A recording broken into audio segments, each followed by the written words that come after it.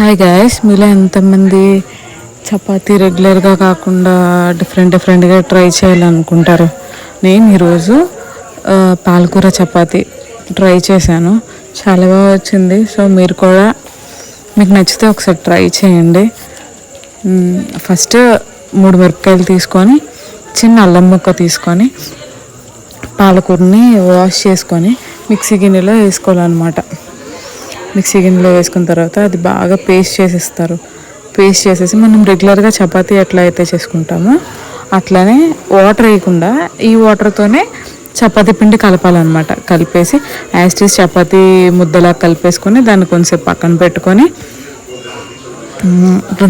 పెట్టుకున్న తర్వాత మనం ఎట్లా అయితే చపాతీ ఉండలు చుట్టుకొని చపాతీ పాముకుంటామో అట్లా పామేసుకొని కాల్ చేసుకోవడమే అనమాట.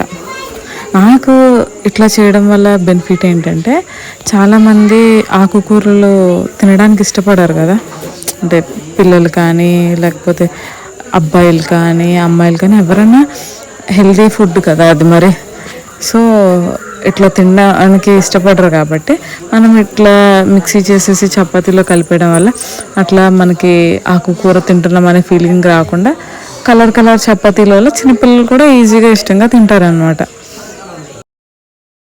ఇప్పట్లో ఎంత ఆకుకూరలు తింటే అంత మంచిది కదా. అంటే డైలీ సజెస్ట్ చేస్తారు కదా, ఒక ఆకుకూర అన్నా అట్లీస్ట్ లంచ్లో అన్నా డిన్నర్లో అన్నా తినాలని.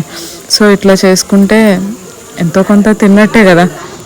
దట్టు చపాతీ అంటే లైట్ ఫుడ్ కాబట్టి, సో మనము లైట్గా తిన్నాము, దట్టు హెల్తీగా తిన్నాము అనే ఫీలింగ్లో మనం కూడా కొంచెం హ్యాపీగా తింటాం. నాకైతే ఈ చపాతీ బాగా నచ్చింది.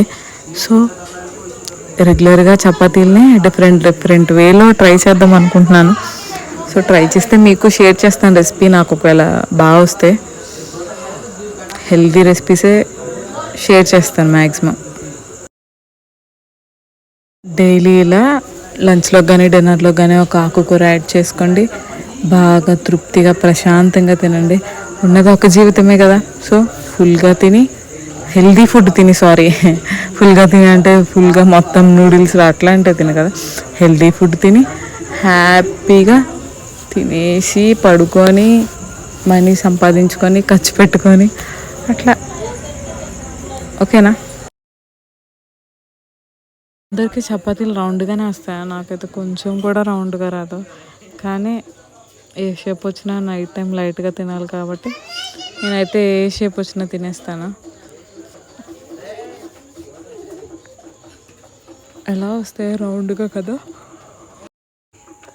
మీకు ఈ రెసిపీ నచ్చితే మీరు కూడా ఇంట్లో ఒకసారి ట్రై చేయండి. ట్రై చేసి ఎట్లా ఉందో చెప్పండి. నేనైతే ఫస్ట్ టైం చేశాను, నాకైతే బాగానే వచ్చింది. పర్లేదు, టేస్ట్ కూడా బాగుంది. అంటే పాలకూర స్మెల్ ఏం తెలియకుండా చపాతీలా ఓకే బాగుంది. దట్టు టమాటో చట్నీతో తింటే పుల్లగా, నేనైతే పుల్లగా ఉంది కాబట్టి తినేసాను. సో మీరు కూడా ఒకసారి ట్రై చేయండి. హెల్తీ ఫుడ్ కదా, తినడం అలవాటు చేసుకోవాలి, తప్పదు. సో బాయ్ గాయ్స్, హ్యాపీగా ఉండండి అందరూ. హ్యాపీగా లైఫ్ని లీడ్ చేయండి. బాగా తినండి, చక్కగా మనకు నచ్చింది చేద్దాం, మనకు నచ్చింది తిందాం వండుకొని ఇంట్లో హెల్తీగా. బాయ్.